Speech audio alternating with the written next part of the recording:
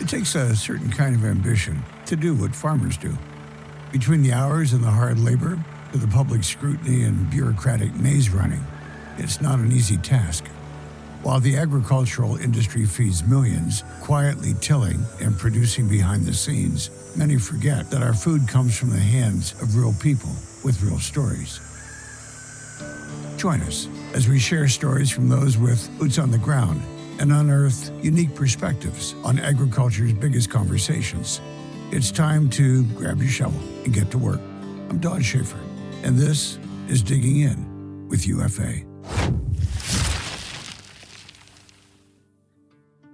Please note that this episode was recorded in March 2026. The perspectives and forecasts shared reflect the conditions and information available at the time of our recording. Given the rapidly evolving global, political, and market environment, circumstances have changed since this episode was recorded.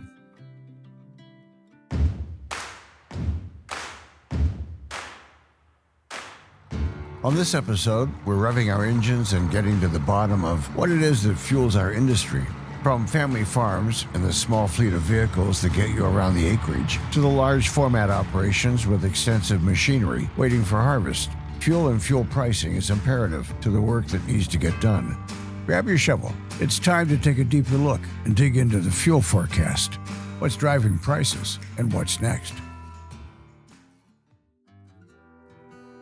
The sale of oil has a long and tumultuous history. As the world economy ebbs and flows through monumental political climates, knowing what the future holds for the price of fuel is becoming more difficult. With so many factors affecting the prices we see at the pump, what are the most influential right now?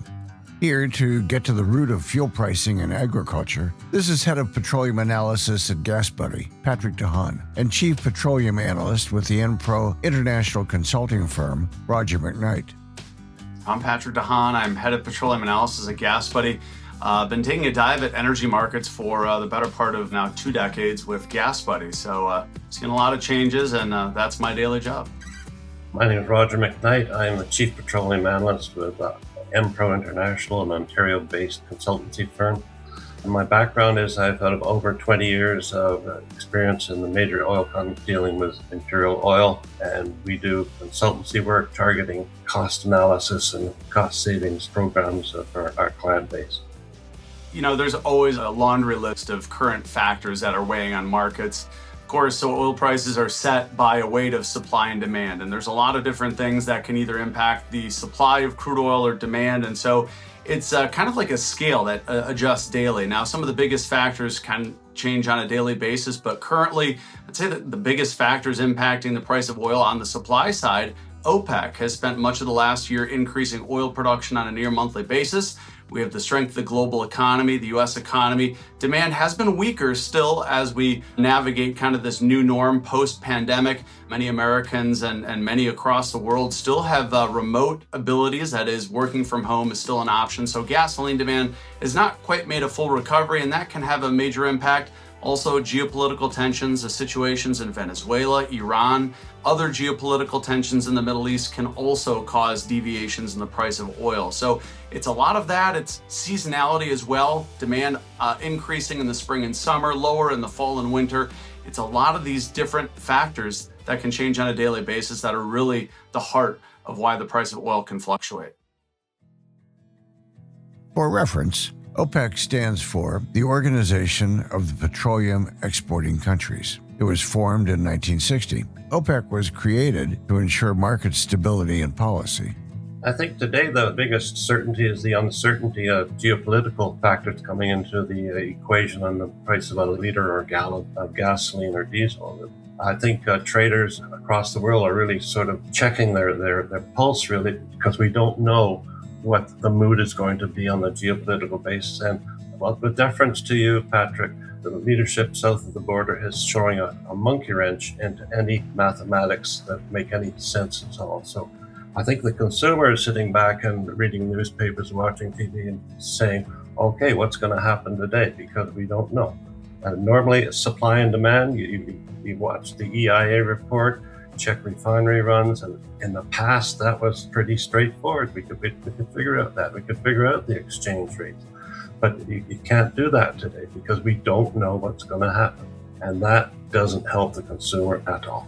The Venezuela situation, the Iran situation, the Ukraine situation, fluctuating dollar, the exchange rates, it's all a mess. But the key factor is we don't know what's going to happen tomorrow, let alone what's going to happen in 2 months or 3 months. It's a coin toss. Yeah, I think to Roger's point, the volatility in the U.S. administration right now, you could wake up tomorrow and there could be some headline that you could have never envisioned 24 hours from now. I think relationships are changing. The U.S. is certainly more protectionist than it has been in its past, and it's upending many norms. That those norms are major factors into the price of oil, and there are tensions. Look at what happened in Venezuela. Now, the U.S. had been amassing forces near Venezuela, so there was some level of understanding that something could happen.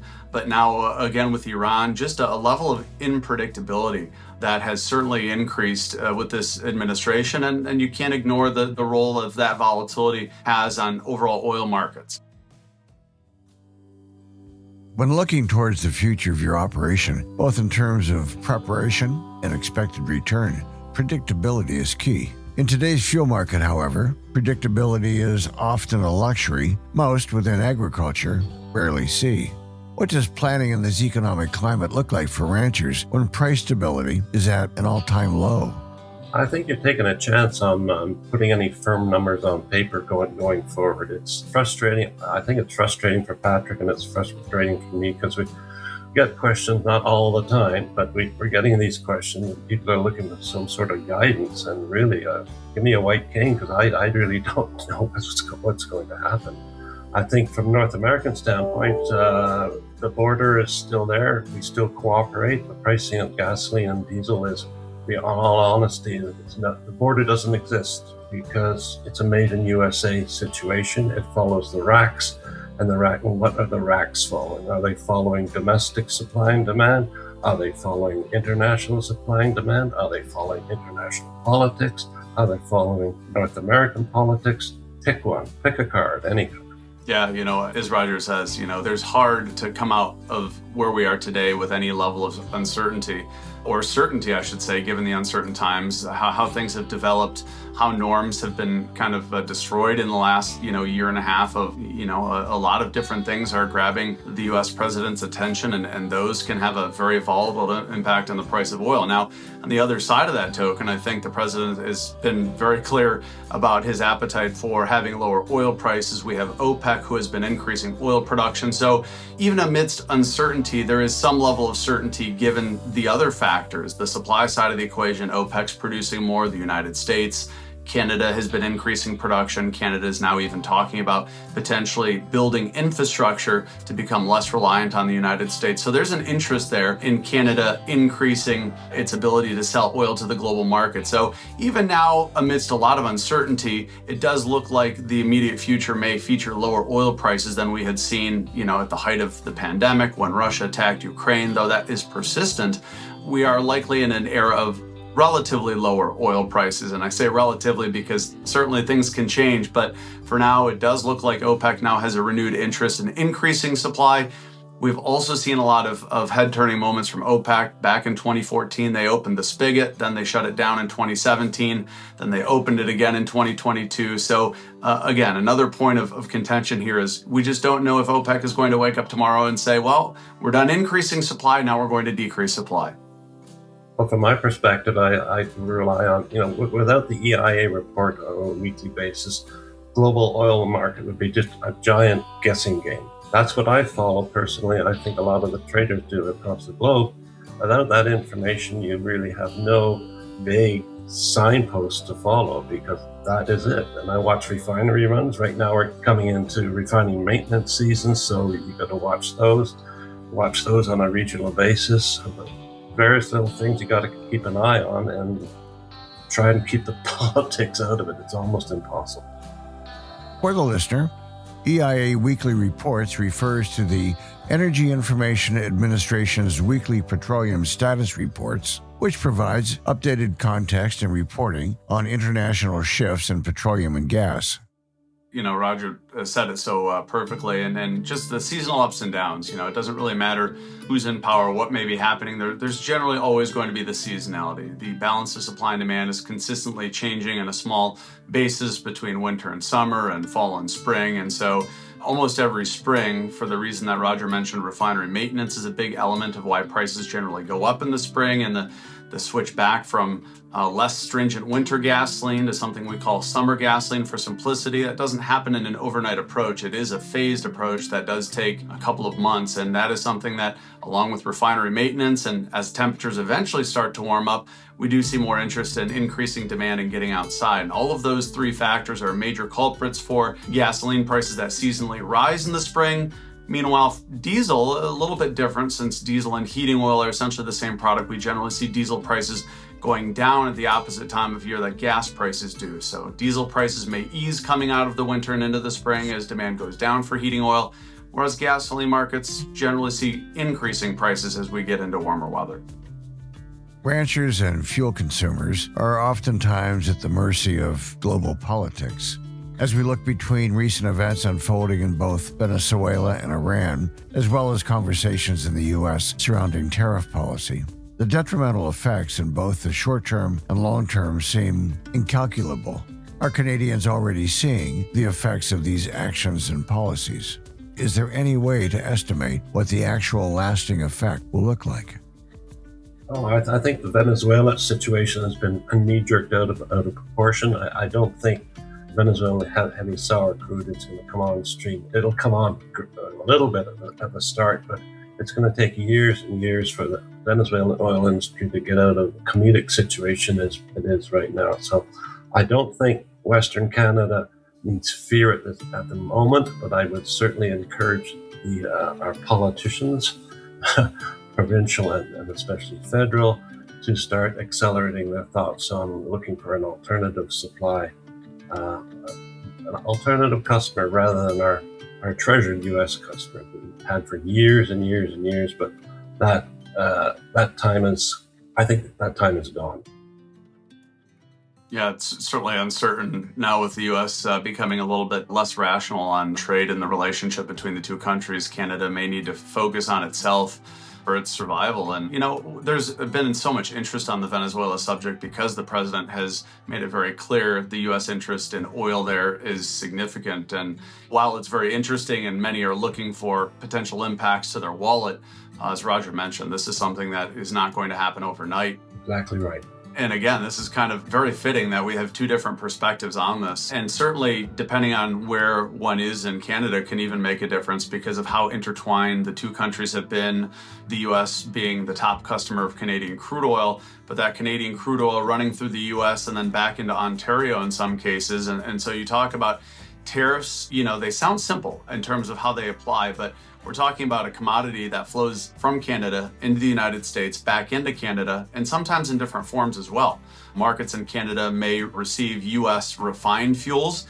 So this is a very delicate balancing act. And some Americans rely on Canadian producers, the Irving Oil Refinery supplying much of the U.S. New England area. So, this is something to keep an eye on. For now, it seems like the subject of tariffs has been a distant memory, but that very quickly could be resurrected, and there could be huge implications for both Canadians and Americans because the two countries are intertwined with both oil and the products that flow out of a refinery. And so, the impact is minimal for now because much of this is covered under the U.S., Canada, Mexico agreement already in place. But if that were to suddenly shift, there could be some profound and very unpredictable impacts to gasoline and oil prices and diesel and jet fuel. Many industries rely on these products in different ways, and it could be very profound.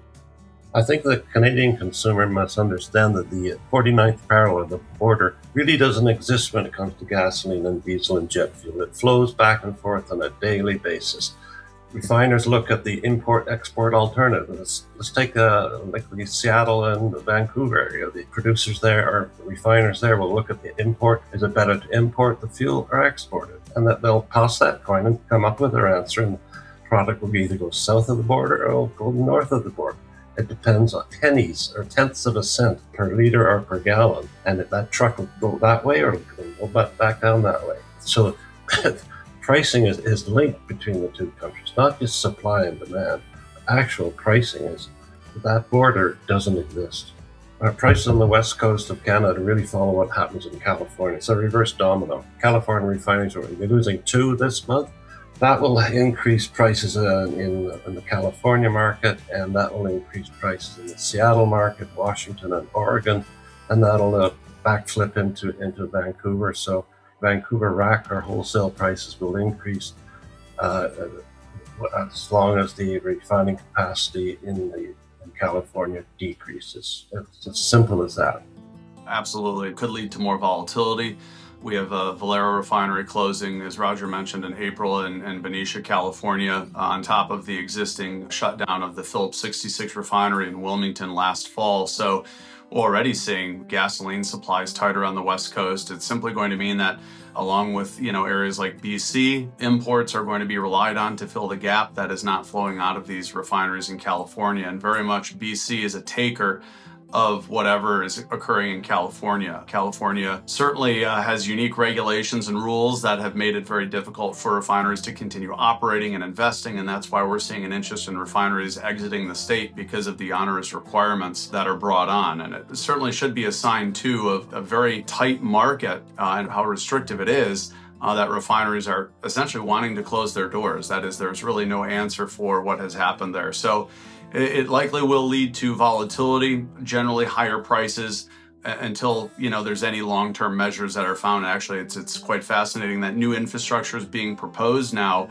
at least in the U.S., to adjust from what's happening in California with new pipelines being talked about. So it's a very significant development to see these refineries shut down, and it will likely lead to higher prices and more volatility in prices. I was quite amused or surprised to hear the government of California wanting infrastructure to get. Now the refineries are closing down, well, we better get a pipeline to get that refined product into California. Well, you better change your specs in California because no refiner is going to do backflips to get it to that market, even though the population of California is exactly the same as the population of Canada. It's just it's a huge, huge market.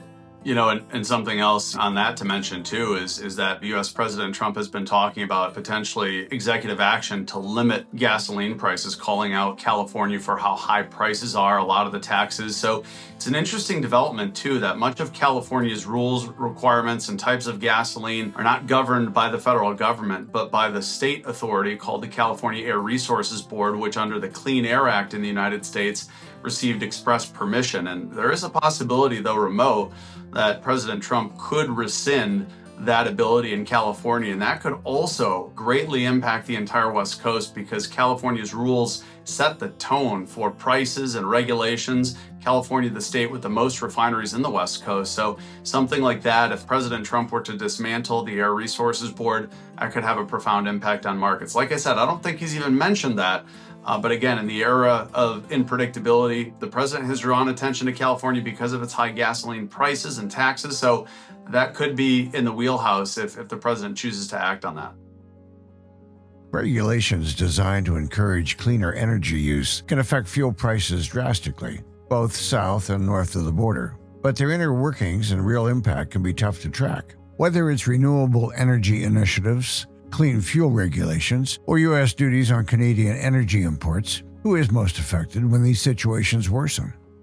Well, it did. The carbon tax was eliminated, but it looks like the clean fuel standard is going to come in and take its place. So there's the tax you see and the tax you don't see, the tax you have now and the tax that is going to be predicted. So the clean fuel standard is an attempt to reduce the amount of emissions in the gasoline and diesel. But that's carbon tax goes, clean fuel standard comes back in. So again, it's a guessing game. It's politics. Let's call it politics for what it is. Come on. Well, and the interesting thing too here is the U.S. and Canada are also very much tied together on some of these rules and standards and sulfur content of gasoline because of as Roger mentioned, the disappearance of the border when it comes to products like gasoline, diesel. The two, Canada and U.S., very much feed off each other on standards. They have very consistent standards. Again, because of how interconnected the systems are when it comes to oil refineries, pipelines, and beyond. There's been a lot of attention on renewable fuel standards in the US. The interesting thing here is that there's been talk about expanding the use of E15, or what's also marketed as unleaded 88. These types of standards can be impactful, both in the short and long term. So whether it's a clean fuel standard or renewable fuel standard or the increase in ethanol, when you mandate something, there can be ripple effects that consumers just don't see. USMCA covers an extensive amount of this energy back and forth, and I do believe that in terms of energy, some electricity was exempt from USMCA, but as it stands right now, I believe there's basically minimal duties on petroleum products interchanging between the US and Canada because of how they were covered under USMCA. And as I mentioned, that could change. If there's a new trade agreement or if existing trade agreements ratified, there could be shifts in that. But right now, because the two countries are so interconnected, any small increase in duties would likely be very impactful, potentially for both sides of the border. For our listeners, USMCA stands for United States-Mexico-Canada Agreement. In Canada, we call it CUSMA, the Canada, United States, and Mexico Agreement. USMCA, or CUSMA, substitutes the North American Free Trade Agreement, or NAFTA, and it came into effect July 1st, 2020. I can't see any duties being applied, and I think we just have to take a wait and see. And any comment I would make would be strictly guesswork. You know, obviously the USMCA covers a tremendous amount of goods between the US and Canada. To what Roger said earlier, any small duty is essentially magnified between how much oil is sent to the US on a daily basis. We're talking about over 4 million barrels of oil, of Canadian oil, that are exported to the United States. Probably a significant amount of refined product that's interchangeable between the US and Canada. Any small duty or the potential of any small cost that would be borne by the consumer would likely have a dramatic impact. You know, even talking about building infrastructure that allows Canada to ship its oil outside of the United States is going to be very impactful if it is built in the years ahead. Canadian oil has essentially been sold to the US nearly exclusively. That has a potential ripple effect, but for that reason, it's very unlikely that I see any duty or any increased cost coming between the US and Canada when it comes to oil and the products derived from it. Even when not relying on government entities to help change or affect these fluctuating impacts on prices, individual companies and more localized points of sale attempt to provide a bit of relief. Though it's fairly clear how consumer interest and sale affects the flow of economic standards, what does patronage in cooperative spaces look like for suppliers in the long run? You know, an oil company, whether or not they have upstream assets, a lot of that is reinvested, but you know, certainly there's a profound difference in structure between a for-profit, a private company, and a cooperative. So their goals and agendas don't align. They may look very differently, and that can lead to what a co-op or what a private company will look to charge for gasoline. They have very different structure and overhead and very different growth prospects, and that can impact what motorists may pay at the pump at either one of those stations. Companies that are less profitable in the short term don't have enough capital to sustain the current flow of oil or the current amount of supply. And so a lower price environment may be more difficult to reinvest or invest proceeds to continue pumping as much oil or continue producing as much product. So, you know, that's why this whole subject of oil and what we pay at the pump, it's a balance. And if prices are too low, inevitably that will produce lower reinvestment, which down the line will produce likely lower supply. So while consumers love lower prices almost always translate down the road to higher prices. And that's kind of the cycle of oil. When prices are low, it can impact prices years down the road. When prices are high, it also can have an impact for bringing lower prices back down the road. The oil is very cyclical. Although it can be tough not to feel helpless in times like these, helpless is not a part of a rancher's vocabulary. We adapt, we anticipate, and we survive, even through the most tumultuous times. Whether it's adjusting a pricing strategy or structuring with short-term predictions on pricing shifts to come, there is always another avenue to explore. You're talking predicting what the price is going to be tomorrow. Is that what you're saying? Well, I've been doing that for quite a few years, and from a consumer can do it. They can figure out what the rack change is going to be in the very, very near future by following the commodity prices, say on the Wall Street Journal. Those prices are set at 6 p.m. Eastern time, so you can see the direction at which it's going to go. I've been tracking the diesel prices in Western Canada versus Toronto. Toronto follows the New York Harbor prices, generally speaking, which is the subject to the whims of traders and geopolitics. Western Canada is considered anything west of Thunder Bay, generally follows the price of crude, and I've been tracking those two regularly now, and there's very little difference in the amount of change, not the price, the amount of change, Toronto and east versus Winnipeg, Calgary, and the west. Very little difference indeed in the amount of change, not the absolute number, but the amount of change. So a consumer can say, okay, so trend is that prices are going down, so now I time my fills according to that. But the other problem you've got is you have to find a supplier who is willing to keep pace with your timetable, and they also have to be able to supply it. A full load is 52,000 liters. That's what the rack price is based on. Anything less than that, the price goes up because the discount doesn't exist anymore. So you've got a timing problem and you've got a supply problem. Because some suppliers will require 48-hour delivery or 24-hour delivery. You're not going to get it in an hour and a half. So it's a real gambling game, and it's very frustrating. So I don't know if you want to do that. It sounds like the question may be very focused also on larger end users with purchases that may be larger and more infrequent. And remembering that seasonality plays a big role in prices being higher when demand is higher. And so somebody looking to lock in may want to either speak with an expert, or if they know the trends themselves, a lot of the trends just follow imbalances, or I should say the ever-changing balance of supply and demand through the year. So if you're a large end user of gasoline, you'll probably get more benefit when you're locking in or buying a commodity when demand is lower. Likewise, you'll likely pay more when the commodity is higher. So if you can time those purchases, depending on what product you're looking at, it would make more sense to look at yearly trends, see how those have held up, and then obviously subject to geopolitical tensions and other uncertainties, there are generally, better times of the year to buy certain types of commodities. If you're talking about diesel for agricultural consumption, buying in mid-January, February when heating oil consumption is sky high is probably not the best idea.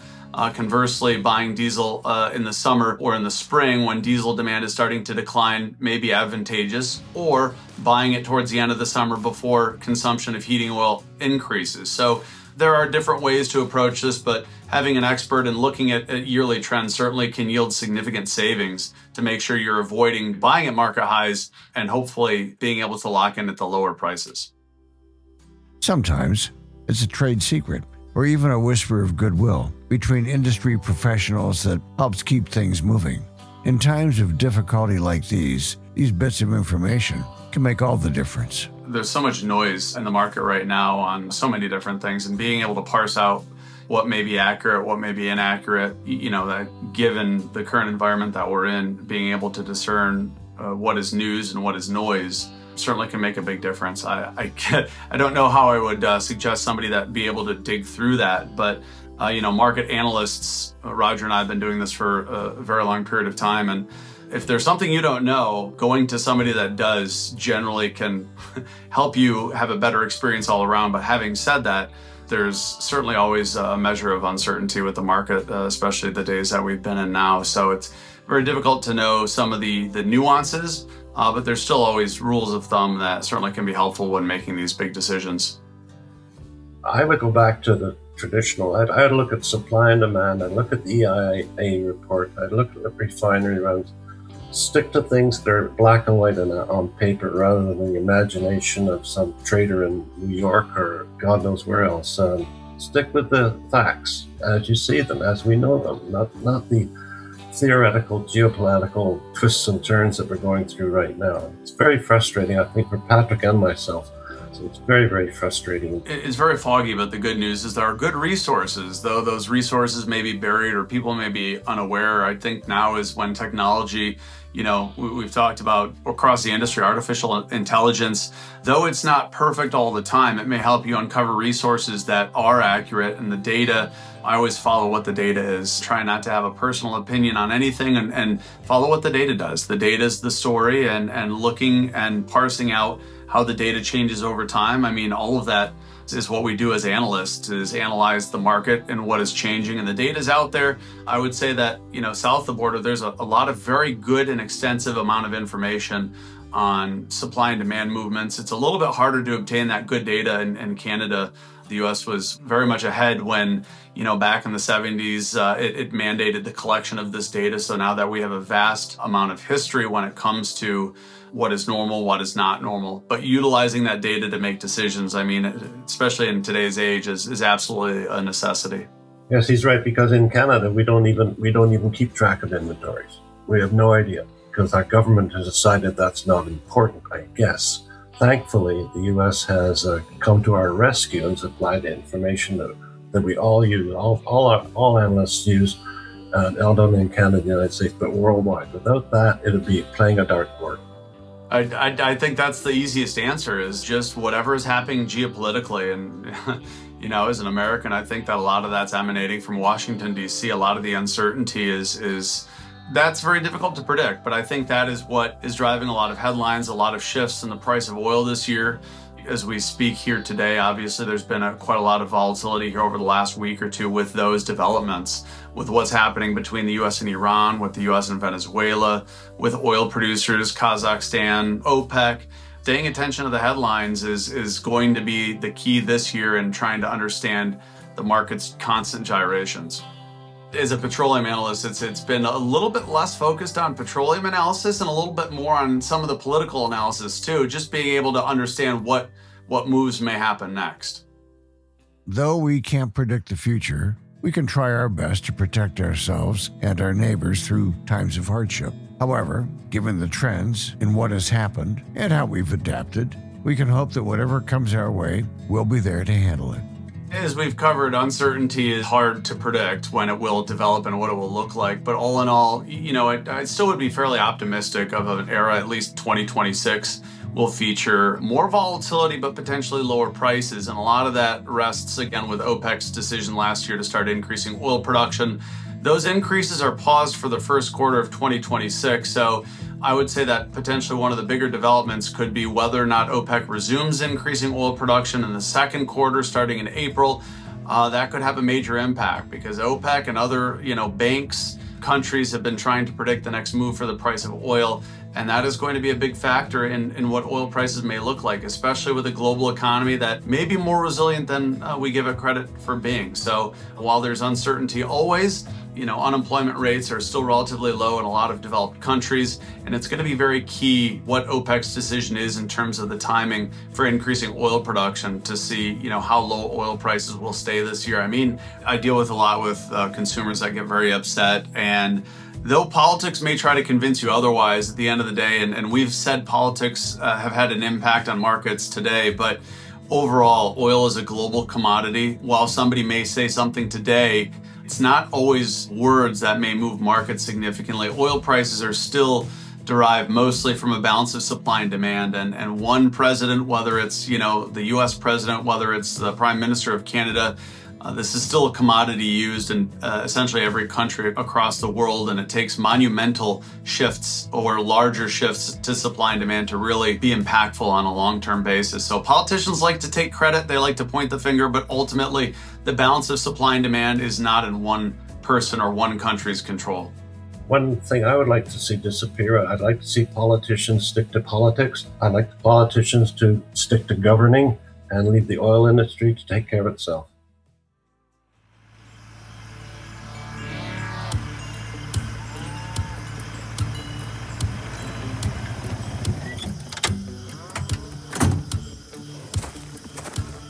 At the end of the day, we look to our resiliency within ourselves and our communities to make our collective futures as bright as possible.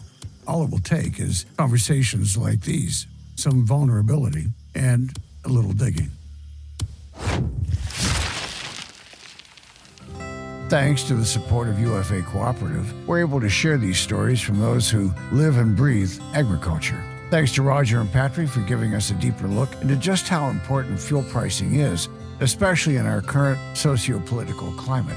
For more information on today's episode, visit us at UFA.com. With listeners like you, we'll continue to dig a little deeper on Digging In with UFA. I'm Don Schaefer. Thanks for listening. Another Everything Podcast production. Visit everythingpodcast.com, a division of Pattison Media. Subscribe wherever you get your podcast.